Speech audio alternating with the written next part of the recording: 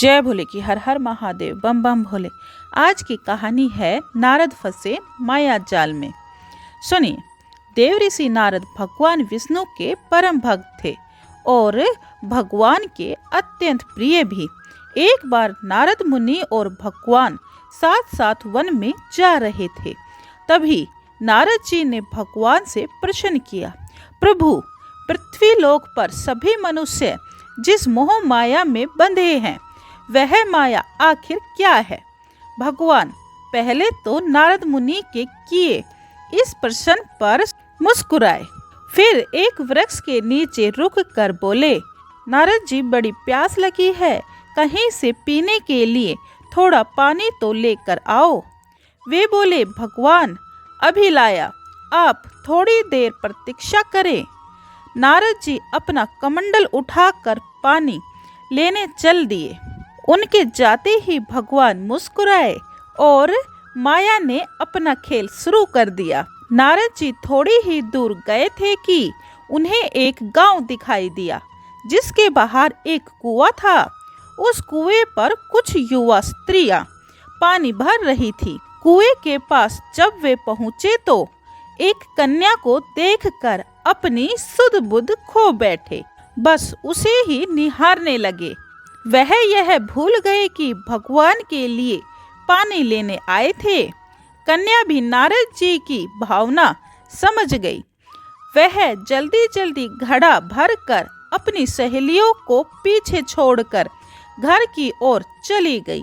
नारद जी भी उनके पीछे पीछे चल दिए।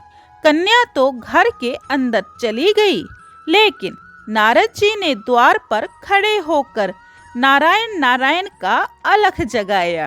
गृह स्वामी नारद जी का नाम सुनकर बाहर आया। उसने नारद जी को तुरंत पहचान लिया। अत्यंत विनम्रता और आदर के साथ वह नारद जी को घर के अंदर ले आया और उनके हाथ पैर धोकर स्वच्छ आसन पर बैठाया तथा उनकी सेवा सत्कार में कोई कमी न छोड़ी। उनके आगमन से अपने को धन्य बताते हुए गृह स्वामी ने अपने योग्य सेवा के लिए आग्रह किया। नारद जी बोले, आपके घर में जो आपकी कन्या जल का घड़ा लेकर अभी अभी आई है, मैं उससे विवाह करना चाहता हूँ।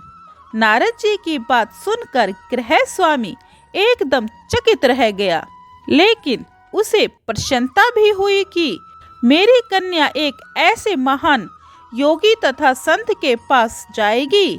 उससे स्वीकृति प्रदान कर दी और नारद जी को अपने ही घर में रख लिया। 2-4 दिन पश्चात शुभ मुहूर्त में उसने अपनी कन्या का विवाह नारद जी के साथ कर दिया तथा उन्हें गांव में ही एक जमीन का टुकड़ा दे दिया, जिसमें खेती करके वे आराम से अपना और अपने परिवार का पेट भर सके।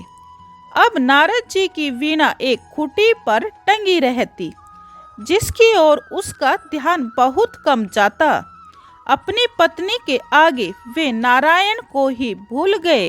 दिन भर खेती में लगे रहते, कभी हल चलाते, कभी पानी देते, कभी बीज बोते, तो कभी निराई और गुड़ाई करते। जैसे जैसे पौधे बढ़ते, उनकी प्रसन्नता का ठिकाना न रहता। फसलें हर वर्ष पकती कटती, अनाज से उसके कोठार भर जाते। नारद जी गांव के एक संपन्न किसान माने जाने लगे। वर्ष दर वर्ष बीतते चले गए और नारद जी की गृहस्थी भी बढ़ती चली गई। 3-4 लड़के लड़कियां भी हो गए। अब नारद जी को एक क्षण की भी फुर्सत नहीं मिलती। वे हर समय बच्चों के पालन पोषण और खेतों के काम में लगे रहते। एक दिन अचानक तेज बारिश हुई, जिसने कई दिनों तक बंद होने का नाम ही नहीं लिया। बादलों की गर्जन और बिजली की कड़क ने सबके हृदय में भय उत्पन्न कर दिया।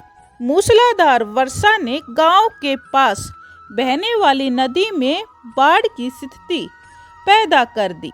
चारों ओर पानी ही पानी फैल गया। कच्चे पक्के सभी मकान ढहने लगे। घर का सामान बह गया और पशु डूब गए। अनेक व्यक्ति मर गए। गांव में त्राही त्राही मच गई। नारद जी ने भी घर में जो थोड़ा कीमती सामान बचा था उसकी गठड़ी बांधी और अपनी पत्नी तथा बच्चों को लेकर जान बचाने के लिए पानी में से होते हुए बाहर निकलने लगे।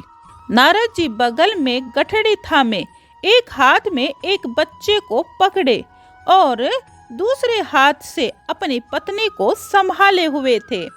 पत्नी भी एक बच्चे को गोद में और एक का हाथ पकड़े धीरे धीरे आगे बढ़ने लगी। पानी का बहाव अत्यंत तेज था। अचानक नारद जी ने ठोकर खाई और गठड़ी बगल से निकलकर बह गई। नारद जी गठड़ी कैसे पकड़ते? दोनों हाथ तो घिरे थे। नारद जी ने सोचा कोई बात नहीं, फिर कमा लेंगे। कुछ दूर जाने पर पत्नी एक गड्ढे में गिर गई और गोद का बच्चा छूटकर बह गया। पत्नी बहुत रोई, लेकिन क्या हो सकता था।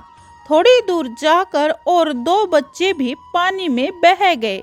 उन्होंने बहुत कोशिश की बचाने की, लेकिन कुछ न हो सका। दोनों पति पत्नी बहुत रोए और बड़े दुखी हुए। फिर एक दूसरे को सांत्वना देते हुए कोई ऊंची जगह ढूंढते रहे। एक जगह आगे चलकर दोनों एक गड्ढे में समा गए। नारद जी तो किसी प्रकार गड्ढे में से निकल गए, मगर उसकी पत्नी का पता नहीं चला। बहुत देर तक नारद जी पत्नी को दूर दूर तक ढूंढते रहे, लेकिन सब व्यर्थ था।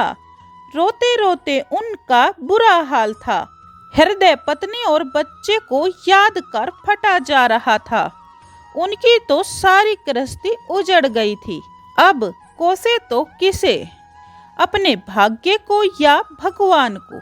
भगवान का ध्यान आते ही नारद जी के मस्तिष्क में प्रकाश फैल गया और पुरानी सारी बातें याद आ गई। वे किस लिए आए थे और कहाँ आ गए? भगवान विष्णु तो उनकी प्रतीक्षा कर रहे होंगे। वे तो उनके लिए जल लेने आए थे और मैं यहाँ गृहस्थी बसा कर बैठ गया। वर्षों बीत गए गृहस्थी को बसने में और फिर सब नष्ट हो गया। क्या भगवान अब भी मेरी प्रतीक्षा में उसी वृक्ष के नीचे बैठे होंगे? ऐसा सोचते ही बाढ़ गायब हो गई। गांव अंतर्ध्यान हो गया। वे तो घने वन में खड़े थे और देखा कि कुछ ही दूर पर उसी वृक्ष के नीचे भगवान लेटे हैं। नारद जी को देखते ही भगवान बोले, अरे नारद जी कहाँ चले गए थे? बड़ी देर लगा दी, पानी लाए या नहीं? नारद जी ने शर्माते हुए भगवान के चरण पकड़ लिए और उनके मुख से एक भी बोल नहीं फूटा। भगवान मुस्कुराए और बोले, तुम अभी तो गए थे, कुछ अधिक देर थोड़ी हुई है।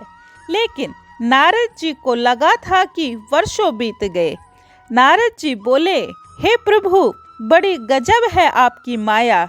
इसमें फंसे व्यक्ति का उद्धार आप ही कर सकते हैं। देवऋषि पुण्य सरलता और विनय के साथ भगवान के गुणगान करने लगे। हम यहाँ पर अपने आप को मोक्ष पाने के लिए आए हैं, लेकिन हम यहाँ पर बच्चे, उसके बच्चे, फिर उसके बच्चे को पालना, इसके अंदर इसी जंजाल में लगे रहते हैं। लेकिन इसका मतलब ये नहीं गृहस्थी के नियम का पालन ना करें। गृहस्थी का पालन करते हुए भगवान को भजना बहुत जरूरी है। आप सत्य और धर्म के मार्ग पर चलें, इससे आपका और आपका आना यहाँ पर सफल हो जाएगा। बोलिए जय भोले की, हर हर महादेव, बम बम भोले।